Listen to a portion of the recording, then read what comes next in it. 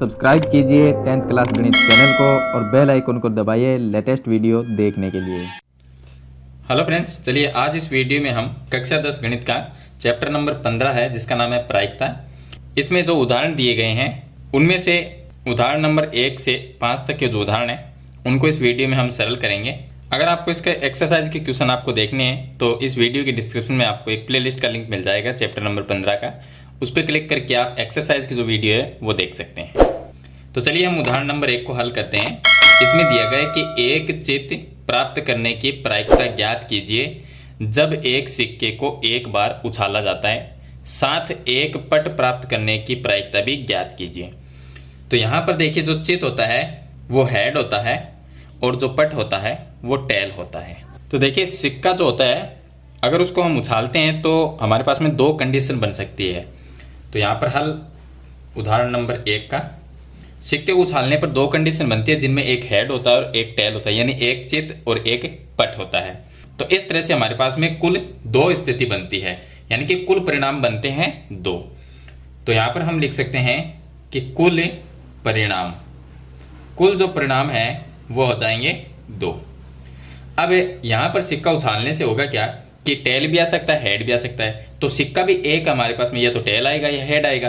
तो हम दो कंडीशन लेते हैं, तो एक तो हो जाएगा एच और दूसरा हो जाएगा टेल। तो या तो हेड आएगा या टेल आएगा।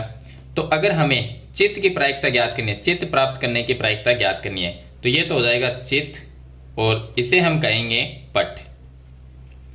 तो हम ज्ञात करते हैं चित्त आने की प्रायिकता। तो यहां पर मैं लिख देता हूं पीई, या यहां पर हम लिखेंगे कि चित्त आने की प्रायिकता। तो चित्त आने की प्रायिकता हो जाएगी पीई, या जाए बराबर में यहां पर हम लिखेंगे अनुकूल परिणाम बट्टे होता है कुल परिणाम। तो अनुकूल परिणाम किसका? चित्त का। तो चित्त यहां पर कितनी बार है? एक बार, तो एक आ जाएगा। बट्टे में कुल परिणाम आता है, कुल परिणाम हमारे पास में दो है, ये तो आ जाएगा दो। तो इसकी प्रायिकता क्या हो? चित्त आने की प्रायिकता 1/2 हो जाएगी। इसी तरह से पट आने की अगर हम प्रायिकता ज्ञात करते हैं तो इसकी भी प्रायिकता क्या होगी? पीई बराबर, अब पट की हम प्रायिकता ज्ञात करते हैं यानी टेल की। तो टेल कितनी बार है? एक बार। सिक्के को जब एक सिक्का है तो उसमें टेल भी एक होगा, तो एक आ गया। और बट्टे में लिखते हैं कुल परिणाम, तो कुल परिणाम 2 है, तो ये आ जाएगा 2। तो इस तरह से चित्त आने की प्रायिकता और पट आने की जो प्रायिकता है वो हम ज्ञात करते हैं। तो ये तो होगा इसका उदाहरण नंबर 1। अब मैं आपको बताता हूं इसका उदाहरण नंबर 2। इसमें लिखा है कि एक थैले में एक लाल गेंद, एक नीली गेंद और एक पीली गेंद है। तो मैं यहां पर लिख देता हूं, जो लाल गेंद है, लाल गेंद वो भी एक है, और जो नीली गेंद है वो भी एक है, नीली गेंद वो भी एक है, और पीली जो गेंद है वो भी एक है। तो सभी जो गेंद है वो एक एक है। आगे इसने लिखा है तथा सभी गेंदें एक ही साइज की, यानी कि सबका आकार एक जैसा है।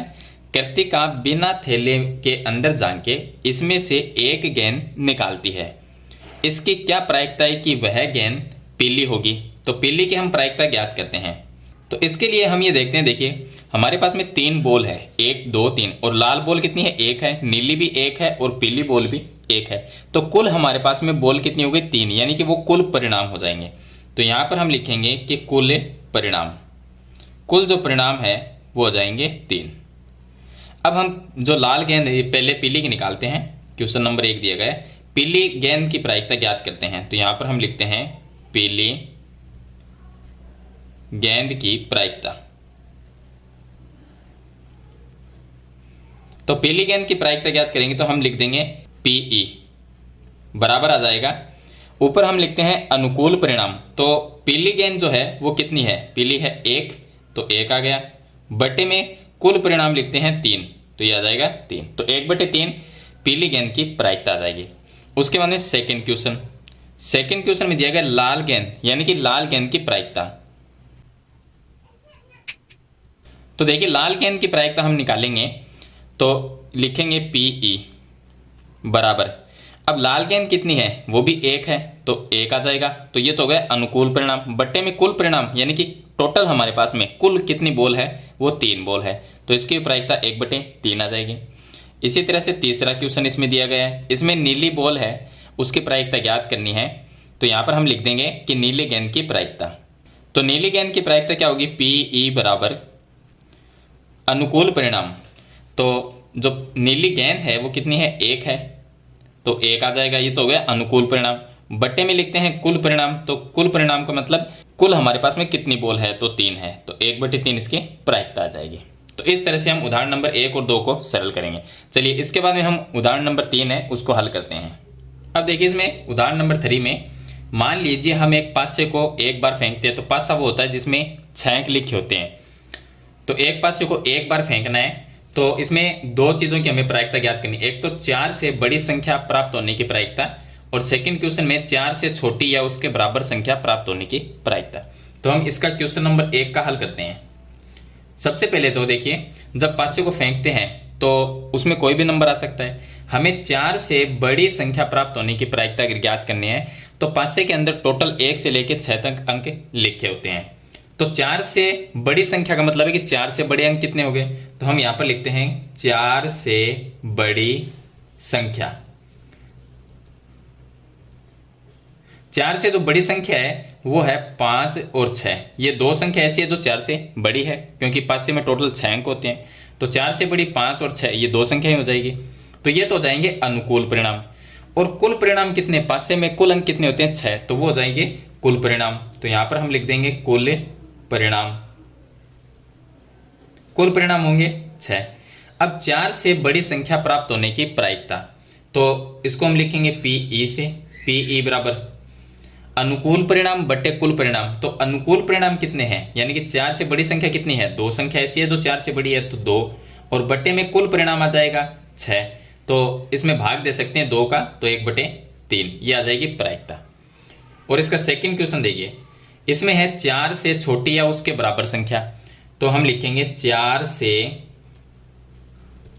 छोटी या उसके बराबर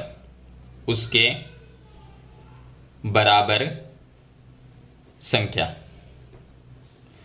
अब देखिए वो संख्या देखनी है जो 4 से छोटी है और 4 के बराबर है। तो पासे में टोटल 6 अंक होते हैं, जिनमें से 4 से छोटी संख्या कौन सी होगी, 1, 2 और 3। ये 4 से छोटी है और 4 के बराबर भी हो तो भी चलेगी, यानी कि 4 के बराबर कौन है, 4 ही होगा। तो ये 4 संख्या ऐसी है जो 4 से छोटी और 4 के बराबर है। तो अनुकूल परिणाम कितने हो गए, अनुकूल परिणाम हमारे पास में 4 हो जाएंगे। और कुल परिणाम वो हो जाएंगे 6, क्योंकि पासे में 6 अंक होते हैं, तो कुल परिणाम आ जाएगा 6। कुल परिणाम बराबर हम 6 लिख देंगे। तो इसके जब प्रायिकता ज्ञात करेंगे पीई बराबर अनुकूल परिणाम 4 आ जाएंगे और बट्टे में कुल परिणाम 6 आ जाएगा। बराबर में हम 2 का भाग देंगे तो 2/3 आ जाएगा। तो ये इसकी प्रायिकता आ जाएगी। तो इस तरह से उदाहरण नंबर 3 को हल करना है। अगला जो उदाहरण है उदाहरण नंबर 4, उसमें देखिए यहां पर हमें दिया गया है कि अच्छे प्रकार से फेंटी गई 52 पत्तों की एक गड्डी में से, अब जो ताश के पत्ते होते हैं वो टोटल 52 पत्ते होते हैं, कुल 52 पत्ते होते हैं। इनमें से एक पत्ता निकाला जाता है, उसमें से एक पत्ता निकाला जाता है। इसकी क्या प्रायिकता होगी, यानी कि परिकलित करना है प्रायिकता को कि वह एक इक्का होगा या एक इक्का नहीं होगा। तो फर्स्ट क्वेश्चन का हल देखिए, इक्का होने की प्रायिकता। तो सबसे पहले देखिए हमारे पास में जो पत्ते हैं कुल पत्तों की संख्या 52 है, यानी कि कुल परिणाम, तो ये हो जाएगा कुल परिणाम। कुल परिणाम 52 है और 52 पत्ती के अंदर जो इक्कों की संख्या यानी इक्के के जो पत्ते होते हैं वो 4 पत्ते होते हैं। तो हम लिखेंगे इक्कों के पत्तों की संख्या, पत्तों की संख्या। तो 52 पत्ती में इक्के के जो पत्ते होते हैं वो होते हैं 4। तो ये हो जाएगा अनुकूल परिणाम और ये हो गया कुल परिणाम। तो इक्का होने की प्रायिकता हमें ज्ञात करनी है, तो हम लिखेंगे एक इक्का होने की प्रायिकता, होने की प्रायिकता। तो इसको हम लिख देंगे पीई से लिखेंगे बराबर। अब 52 पत्ती में 4 पत्ते इक्के के होते हैं, तो ये आ गया अनुकूल परिणाम। बट्टे में कुल परिणाम यानी टोटल हमारे पास में 52 पत्ती है, तो ये बट्टे में आ गए इसके 52। अब इसमें भाग देंगे तो 4 में 4 का भाग एक बार चला गया और 52 में चला जाएगा 13 बार, तो इसकी प्रायिकता आ जाएगी 1/13, यानी 13 पत्ती जो होती है उनमें एक पत्ता इक्के का होता है। तो इस तरह से फर्स्ट क्वेश्चन हल करना है। सेकंड क्वेश्चन इक्का नहीं होने की, तो देखिए सेकंड क्वेश्चन में इक्का नहीं होने की प्रायिकता ज्ञात करनी है। तो इक्का नहीं होने की प्रायिकता,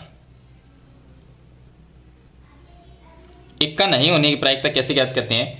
तो इसका एक सूत्र है कि होने की प्रायिकता प्लस ना होने की प्रायिकता का जो योग होता है वो 1 होता है, यानी कि PE, ये तो है प्रायिकता होने की, और प्लस PE, इसके ऊपर एक छोटी सी ये डैश लगी होती है, तो ये होती है नहीं होने की, बराबर इस लिखते हैं हम 1। तो ये एक सूत्र है कि प्रायिकता होने की और नहीं होने के बराबर 1। अब इक्के की हम ज्ञात कर रहे हैं, तो इक्का होने की प्रायिकता वो हमने ज्ञात कर ली, 1/13 आया था।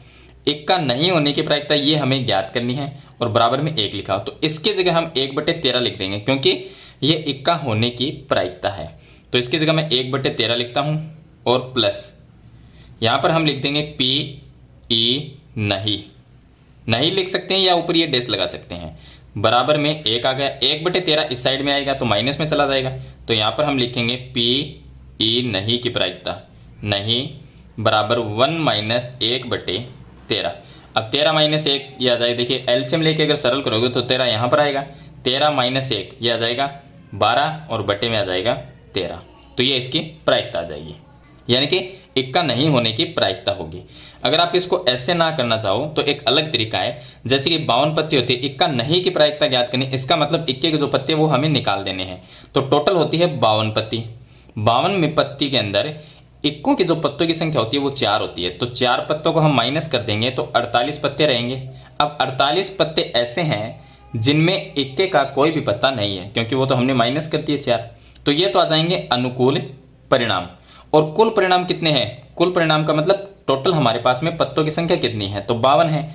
तो हम लिखेंगे अगर P नहीं की प्रायिकता ज्ञात करनी है तो इसके ऊपर डैश लगा देंगे, तो ये नहीं की प्रायिकता हो जाएगी बराबर अनुकूल परिणाम 48 हो जाएंगे, और बट्टे में कुल परिणाम यानी कुल पत्ते कितने हैं 52, यह आ जाएगा।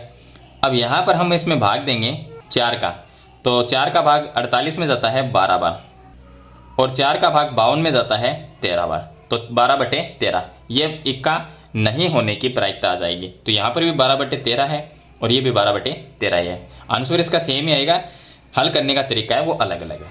तो ये होगा इसका उदाहरण नंबर 4। चलिए इसके बाद में इसका लास्ट उदाहरण है उदाहरण नंबर 5। मैं यहाँ पर आपको सरल करके बता देता हूँ, छोटा सा उदाहरण है। देखिए उदाहरण नंबर जो 5 है उसमें दिया गया है कि 2 खिलाड़ी हैं, एक है संगीता और दूसरी है रेशमा। तो एक तो हो गई संगीता और दूसरी जो खिलाड़ी है उसका नाम है रेशमा। अब दोनों जो खिलाड़ी है वो एक टेनिस का मैच खेलते हैं जिसमें संगीता के जीतने की जो प्रायिकता है वो दे रखी है। तो यहाँ पर मैं लिख देता हूँ संगीता के जीतने की प्रायिकता। इसके जो जीतने की प्रायिकता है वो प्रश्न में दी गई है 0.62। 0.62 है वो इसके जीतने की प्रायिकता है।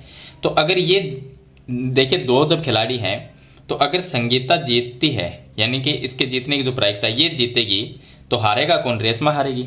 तो रेशमा के हारने की प्रायिकता क्या होगी? 0.62 होगी, क्योंकि इतनी प्रायिकता से ये जीतती है तो इतनी ही प्रायिकता से रेशमा है वो हार जाती है। तो रेशमा के हारने की प्रायिकता ये इसकी हारने की प्रायिकता हो जाएगी, तो बराबर में 0.62 ये इसके हारने की प्रायिकता, क्योंकि ये जीतेगी तो ये हारेगी, अगर ये जीतेगी तो ये हारेगी। तो यहाँ पर संगीता है उसके जीतने की प्रायिकता 0.62 है, तो रेशमा के हारने की प्रायिकता 0.62 आ जाएगी, क्योंकि इतनी प्रायिकता से ये हार रही है।